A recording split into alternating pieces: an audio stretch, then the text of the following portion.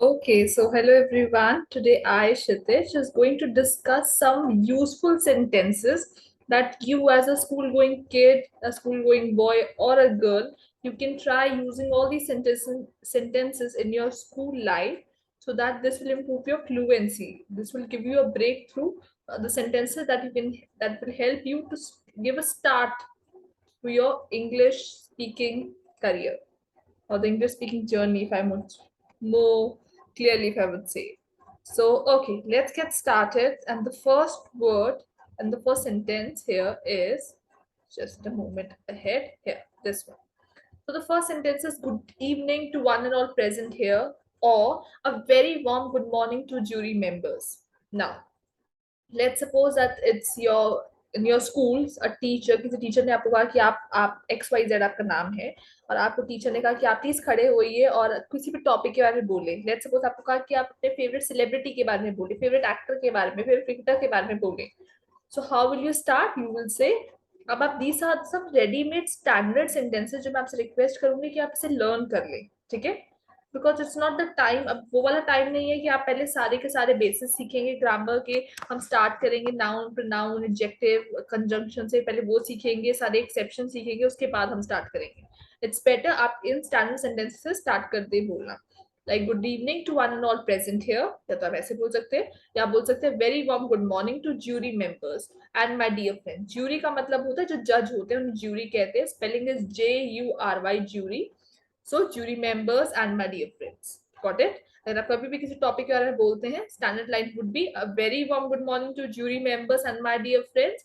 या फिर good evening to one and all present है यहाँ पे जितने भी लोग हैं वन एंड ऑल प्रेजेंट है जितने भी लोग यहाँ पर हैं सबको गुड इवनिंग ठीक है second thing this is a very important one that my father and my mother are breadwinners in my family see what does it mean it's very normal कि आपसे लोग पूछ लेते हैं कि आपकी फैमिली वर्किंग कौन है मम्मा वर्क करते हैं पापा वर्क करते हैं ग्रैंडफादर वर्किंग है सिस्टर वर्किंग है ब्रदर वर्किंग है कौन वर्किंग है एक वर्ड होता है bread winner let me write it here for you there is a word called bread winner bread जो हम सुबह खाते हैं और विनर मतलब जीतना तो ब्रेड विनर का मतलब हो जाता है कि आपकी फैमिली में वर्किंग कौन है ठीक है bread winner means one who earns money one who is working family में जो काम करता है उसे ब्रेड विनर कहते हैं आप भी just start using this word instead of saying my father is working my mother is working say my mother is a breadwinner in my family my father is a breadwinner in my family my sister is a breadwinner in my family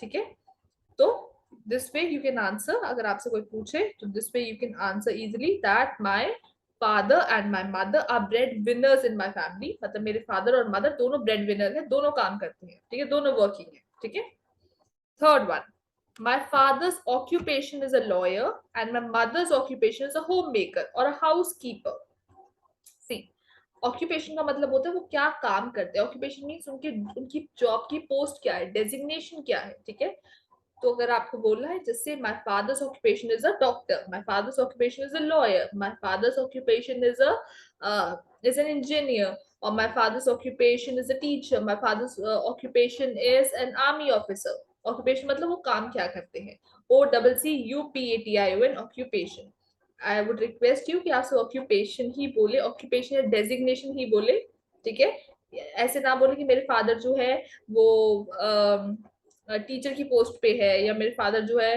वो clerk की post पे don't say like that आप बोलो my father's occupation is clerk okay next one and my mother's occupation अगर मम्मा क्या है your mother's occupation अगर वो टीचर है डॉक्टर इंजीनियर है पायलट है जिससे my mother occupation is a pilot अगर वो घर पे है घर पर काम करते हैं सो वी विल नॉट से housewife everybody knows will call her home maker या हाउसकीपर ठीक है your mother is a home maker और अ हाउस कीपर जो घर संभालते हैं बिकॉज घर संभालना खुद में ही बहुत बड़ी रिस्पॉन्सिबिलिटी है I feel so this is how you should say next one is अगर आपसे स्कूल में भी पूछता आप रहते कहाँ हैं वेयर डू यू लिव कहाँ रहते हैं do not say I live in Delhi I live in here live की जगह थोड़ा सा चेंज कर देंगे सी English always call nowadays जितना I have understood nowadays English call for tweaking सब बोलते वही है बस थोड़ा सा ट्वीक कर देते हैं थोड़ा सा ट्वीक का मतलब होता है TWA के ट्वीक मतलब होता है चेंज कर देना सब थोड़ा सा चेंज कर देते हैं अपनी कहने की बात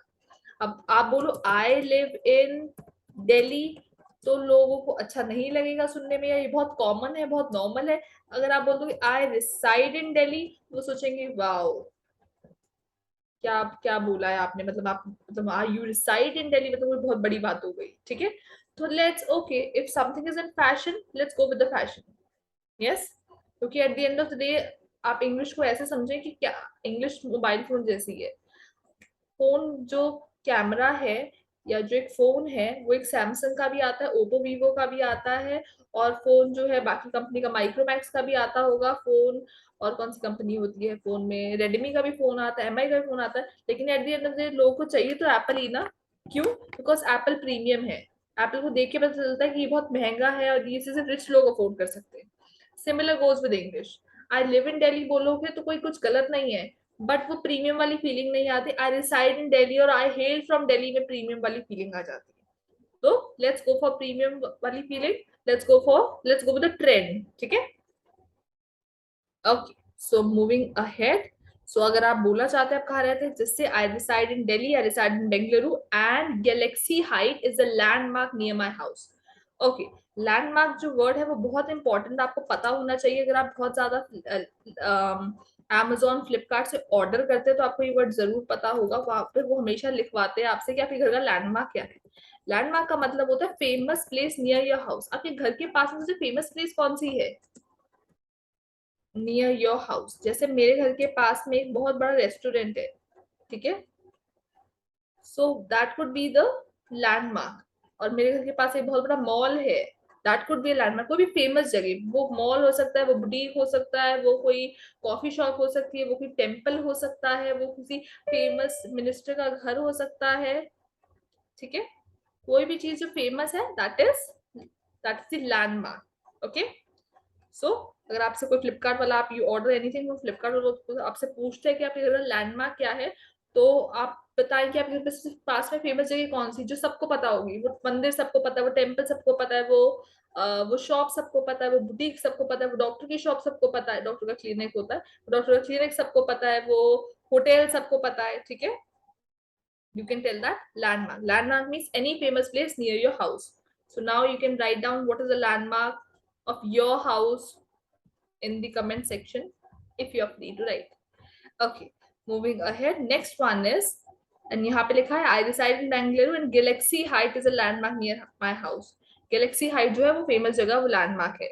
Okay, and if you know Galaxy Height कहाँ पे है एक्चुअली में, then you might be know कि गैलेक्सी हाइट किसका घर है। Let's see your general knowledge also, if you can tell कि गैलेक्सी हाइट किसका घर है। Okay, moving ahead. Next one is my school is just beside my house. Fifth one, my school is just beside my house. मेरा जो school है वो घर के बिल्कुल beside है। beside का मतलब होता है साथ में, next to. My school is just beside my house. मेरा स्कूल बिल्कुल घर के साथ में है, ठीक है। माई हाउस को माई प्लेस भी कह सकते हैं। बस वही बात आ जाती है, my house my place. My place सुनने में ज्यादा मजा आता है, दैट प्रीमियम वाली feeling. I am at my place right now, मतलब मैं अपने घर पे ही हूँ, ठीक है। बस वो कहने में तरीका अलग है। डिसाइड का मतलब होता है साथ में, कोई चीज जो आपके साथ में पड़ी है। My mother is sitting next, my mother is sitting beside me, मेरी मम्मी मेरे साथ बैठी है। My father is sitting beside me, मेरे फादर मेरे साथ बैठे हैं। तो school is beside my place, मतलब मेरा स्कूल मेरे घर के बिल्कुल साथ में है। Okay, okay, my best friend is sitting beside me in my class, मतलब मेरा दोस्त, मेरा बेस्ट फ्रेंड जो है वो मेरे साथ बैठता है। बिसाइड का मतलब होता है नेक्स्ट टू। तो नेक्स्ट टाइम आपने कोई चीज कहना, आपके साथ में वो चीज पड़ी है, जिससे beside. Next one, I have a knack in playing football and dancing. This is very important, क्योंकि आप किसी भी school, whenever you are in school or in college or in university, कहाँ पे भी है, even when your relatives are at your place, they'll always ask you कि तुम्हें टैलेंट क्या है, करते क्या हो, क्या चीज में अच्छे हो, और हमें कभी बताना ही नहीं आता। तो जैसे आई हैव अ नैक का मतलब होता है आपकी स्किल, आपका टैलेंट, किस चीज में आप बहुत अच्छे हैं, गुड एट समथिंग, ठीक है। तो अगर आप लेट्स सपोज आप सिंगिंग में अच्छे हैं, जैसे आई have a knack in singing. आप डांसिंग में अच्छा, आई have a knack in dancing. आप फुटबॉल में अच्छा, आई have a knack in playing football. आप स्विमिंग में अच्छा, आई have a knack in swimming. मुझे नैक नहीं आती है, आई डोंट नो स्विमिंग। आप लेट्स सपोज आप स्विमिंग में बहुत अच्छे हैं, आप डांसिंग में बहुत अच्छे हैं, आप बहुत अच्छे पेंटर है, I have an knack in painting, I have an knack in cooking, ठीक है। नैक का मतलब होता है स्किल्ड, गुड एट समथिंग, वो चीज जिसमें आप बहुत अच्छे हैं. Try to remember this word. Knack को आप याद रख सकते हैं स्नैक के वर्ड से, SNAC के, स्नैक शाम को जो खाते हैं, बस यहाँ एस काट कर यहाँ पे के लगा देते हैं. नैक, नैक मतलब जिस चीज में आप बहुत अच्छे हैं. आप अपना नैक बता सकते हैं, सोच सकते हैं, बिकॉज स्कूल में बहुत काम आएगा, क्योंकि स्कूल में सब साथ यही पूछ रहे थे, तुम्हारा टैलेंट क्या है, तुम्हारा टैलेंट क्या है. Okay. So mine I have a knack in playing football and dancing. That means आप फुटबॉल में बहुत अच्छे हैं और डांसिंग में बहुत अच्छे हैं. नेक्स्ट, नेक्स्ट बिल्कुल इसका ऑपोजिट है. I am a green horn in maths. Now green horn का मतलब होता है वो चीज में आप बिल्कुल अच्छे नहीं है. वो चीज देखो, नैक का मतलब होता है जिस चीज में आप अच्छे हैं. ओके. नैक मीन्स जिस चीज में आप अच्छे हैं, good at something, good at something. और ये जो सेकंड वर्ड है green horn, green GRR horn, horn जो कार स्कूटर बाइक में होता है, ग्रीन हॉर्न का मतलब होता है बैड एट समथिंग, वो चीज जो आती नहीं है. तो आप ऐसे बता सकते हैं, आई have a knack in dancing, मैं डांसिंग में बहुत अच्छी हूँ. I am a green horn in painting, मैं पेंटिंग में बहुत बुरी हूँ. आई have a knack in cooking, मैं कुकिंग में बहुत अच्छी हूँ. I am green horn in swimming, swimming नहीं आती है मुझे. ठीक है. वैसे ही सिमिलरली आप स्कूल में आप याद कर सकते, I am a green horn in maths, मतलब मैथ्स नहीं आती है. वैसे तो आई am not a green horn in maths, I have a knack in maths, मुझे मैथ्स अच्छे से आती है. बट आप इसे यूज कर सकते हैं आपको जो सब्जेक्ट नहीं आता. ठीक है. इससे किसी को पता भी नहीं लगेगा कि आप बोल रहे हो आपको वो सब्जेक्ट नहीं आता. ठीक है. Next one, dash is the talk of the town. Talk of the town का मतलब होता है, आई feel this is one of the best phrases that I feel that I have read. I feel talk of the town is a very good phrase. Reason being is हर चीज talk of the town ही है. At the end of the day talk of the town का मतलब होता है कोई trending topic, वो चीज जो ट्रेंड कर रहा है. जैसे सारे दिन ट्रेंड ही होता रहता है, यूट्यूब पे कोई चीज ट्रेंड हो रही है, ट्विटर पे कोई चीज ट्रेंड हो रही है ना. जो ट्रेंडिंग टॉपिक होता है उसे हम कहते हैं टॉक ऑफ द टाउन. जैसे कोरोना वायरस से टॉक ऑफ द टाउन कितना ट्रेंड हुआ, सब लोग बात कर रहे हैं. टॉक ऑफ द टाउन का मतलब है सब उस बारे में बात करें. Corona virus is the talk of the town, vaccination is the talk of the town, Salman Khan is the talk of the town, Katrina Kaif is the talk of the town, your um, any YouTuber that you like, that is the talk of the town, है ना. और आजकल क्या trend कर रहा है, India versus पाक match is always the talk of the town, हमेशा उस बारे में बात होती है, हमेशा ट्रेंड करता है. Yes, Sri Lanka won the Asia cup, is can be the talk of the town. Sri Lanka ने एशिया कप जीती है, वो भी the talk of the town है ना. सब उस बारे में बात कर रहे हैं. Okay. Next one, my friend lives in my building on the second floor. Why I use this sentence? Because yesterday I heard somebody जो कह रहा था कि my friend lives in my building in the second floor. तो ये in the second floor नहीं होता, on the second floor होता है. My friend lives in my building on the second floor. मेरा फ्रेंड मेरी ही बिल्डिंग में रहता है, मेरे ही अपार्टमेंट में रहता है. नो, मेरे अपार्टमेंट में नहीं रहता, मेरे अपार्टमेंट के साथ वाले अपार्टमेंट में रहता होगा. My friend lives in my building on the second floor. ठीक है. Next one, my principal is quite stringent with us. अभी स्ट्रिंजेंट वर्ड देखने में इतना मुश्किल है और इसका मतलब भी मुश्किल है. स्ट्रिंजेंट का मतलब होता है स्ट्रिक्ट, STRING. स्ट्रिंग, स्ट्रिंग किसी चीज का धागा होता है, जो काइट होती है उसकी स्ट्रिंग होती है, STRING स्ट्रिंग, ENT लगा देंगे. स्ट्रिंजेंट का मतलब होता है स्ट्रिक्ट, जो बहुत ही स्ट्रिक्ट होते हैं, मानते नहीं है, किसी की सुनते नहीं है. तो my principal is quite stringent with us. देखो, आई थिंक ये क्वाइट वर्ड भी बहुत अच्छा है. जैसे टॉक ऑफ द टाउन मुझे अच्छा लगता है, वैसे मुझे क्वाइट भी बहुत अच्छा लगता है. हर जगह ये फिट हो जाता है. I am quite beautiful, I am quite smart, I am quite decent, I am quite strict. ठीक है. I am quite a good singer. Quite word हर जगह, ये पोटैटो सा है इंग्लिश में, हर जगह फिट हो जाता है. क्वाइट का मतलब है, क्वाइट यू अंडरस्टैंड ना. क्वाइट मीन्स अ फ्यू, आप थोड़े बहुत अच्छे हैं. क्वाइट अ गुड सिंगर, थोड़े अच्छे हैं. ठीक है, ठीक है. Okay. So my principal is quite stringent with us. हमारे साथ बहुत स्ट्रिक्ट है हमारे साथ, और ये तो हर प्रिंसिपल होती है. Every principal is quite stringent with us. And the serious spelling of principal, it is PRINCIPAL लिखा है, PLE नहीं है. ठीक है. His lectures in the school assembly 11th one are monotonous. Monotonous, monotonous, monotonous. Monotonous इतना बड़ा word है, वैसे याद करने बहुत आसान है. बस MONOTONOUS, हर चीज के पीछे वो आता है, MONOTONOUS, monotonous. His lectures in the school assembly are quite monotonous. Monotonous इतना बड़ा वर्ड है, और lectures तो हमेशा बोरिंग होते ही है. तो monotonous का मतलब होता है बोरिंग, जो बिल्कुल अनइंटरेस्टिंग चीज होती है, दिल ही नहीं लगता उस चीज में. Monotonous means boring. तो हर subject, you can tell us your subject, you can tell us the subject that you find very monotonous. जैसे मुझे हिस्ट्री बहुत monotonous लगती है, ज्योग्राफी का तो I can't even tell that I'm such a greenhorn in geography, and I find history very monotonous. मुझे बिल्कुल याद नहीं रहती. I'm bad with dates. So his lectures in the school or assembly are monotonous. You can use it in your school. Try to use it in your school. आप school में सोचें कि कौन सा टीचर है जिसके lectures monotonous है. Yes.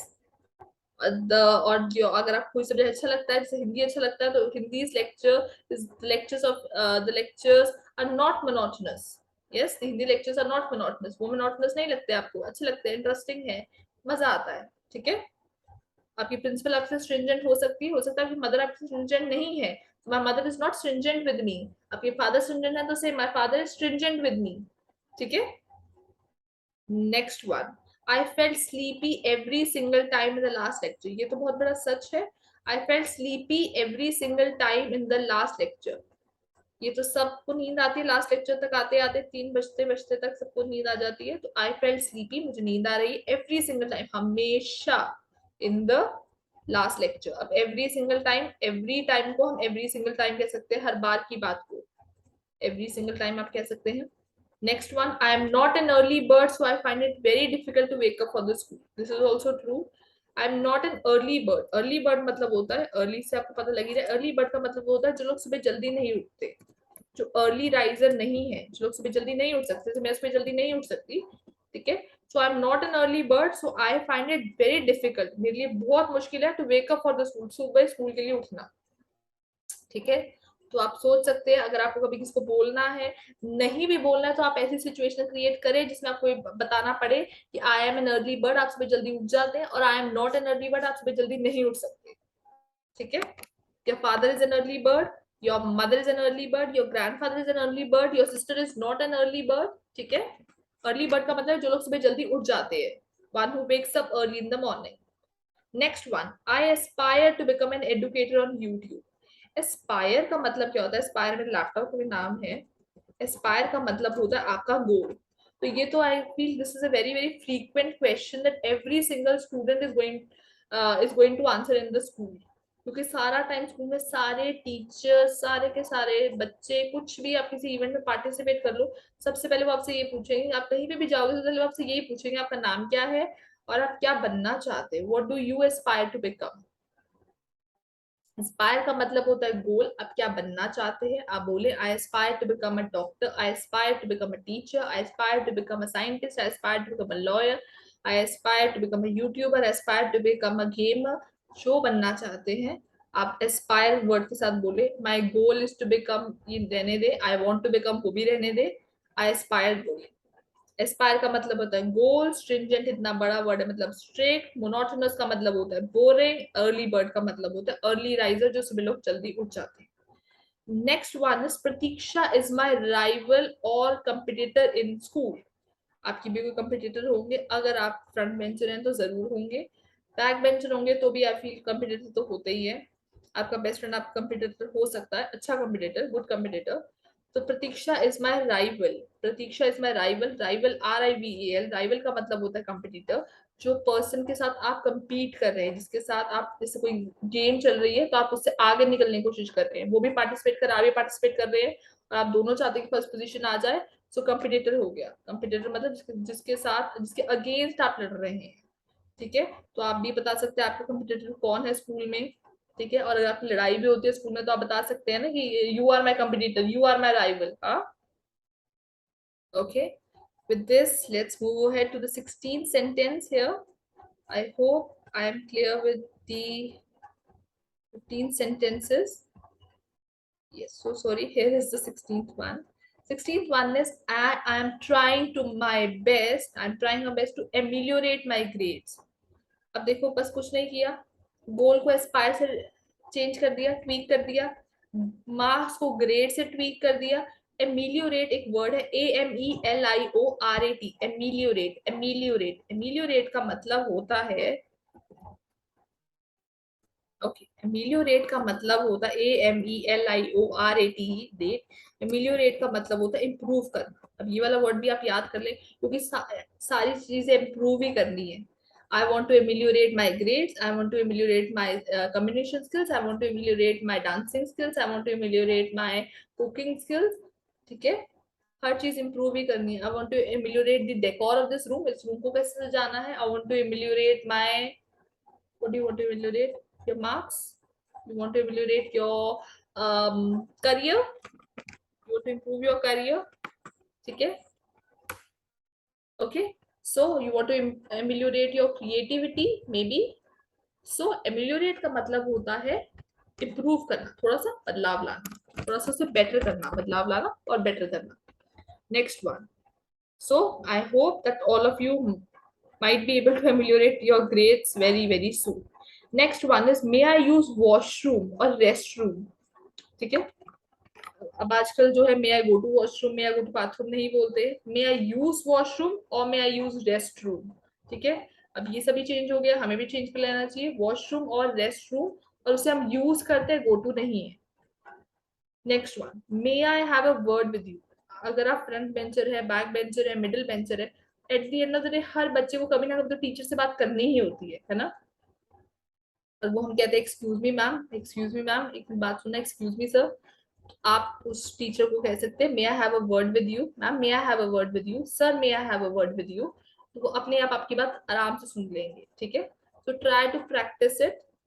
ठीक है. अगर आपको लेट्स सपोज आपको अपने सीनियर को भी बोलना है, तो यू कैन से दी और whatever it is, that may I have a word with you. तो अपने आप सब आपकी बात सुन लेंगे. जब आप इतने प्रेजेंटेबल लगोगे तो definitely everybody would listen out to you.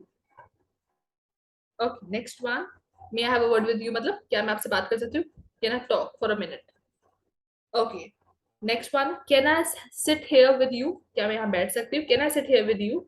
आप लेट्स सपोज एग्जाम है ना, एग्जाम में बच्चे साथ साथ बैठते हैं जो अलग अलग क्लासेस के होते हैं, तो कहते हैं ना, can I sit here with you, मैं यहाँ बैठ सकती हूँ. Next one, would you help me in solving this question.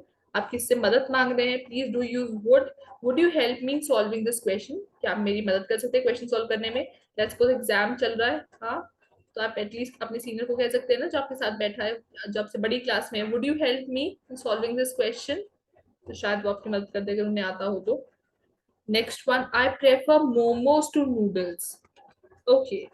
The simple one is that this word prefer takes two with it. ठीक है.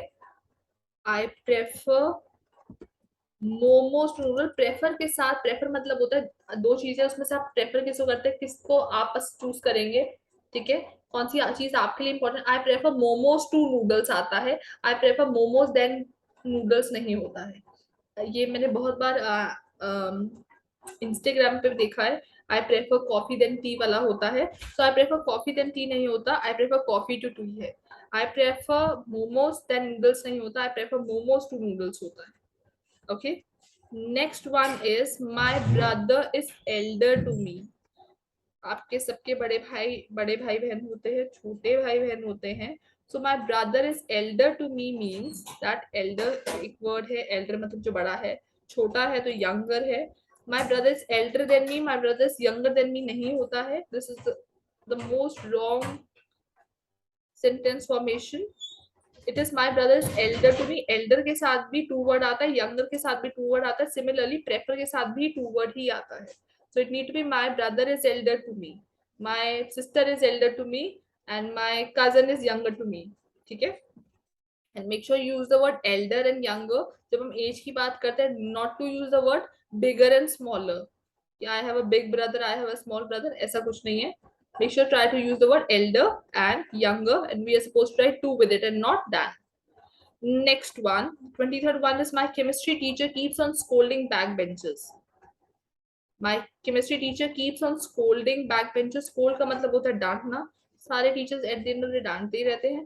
So it need to be scolding, SCOLDING, scolding. My chemistry teacher keeps on scolding backbenchers. मतलब chemistry teacher जो है उनको डांटते रहते हैं. Okay, my math teacher keeps on scolding. My mother scolds me. My father scolds me. Okay, it need to be scold, SCOLDING. Okay, and it could, your teacher could scold backbencher, front bencher. Your teacher might be scolding you. किसी ना किसी तो डांट ही रहे होंगे. ठीक है, तो वो scold आएगा. Next one is, our senior looks alluring on their farewell. All those people who are in 12th, उनके भी farewell होगी. So our seniors look alluring on their farewell. So alluring means beautiful. If I'm clear to answer, alluring means beautiful. So we are telling that the seniors look beautiful on their farewell. Okay, beautiful, alluring on their farewell. ठीक है, मतलब सब अपनी farewell में बहुत सुंदर लग रहे होते हैं और सब सुंदर बनकर ही आते हैं. That is why they look alluring. You also can look alluring. Your room can look alluring. Your house, your parents, you, your sister, your best friend, anybody. ठीक है. Nowadays we always come with the word alluring. ALLURING.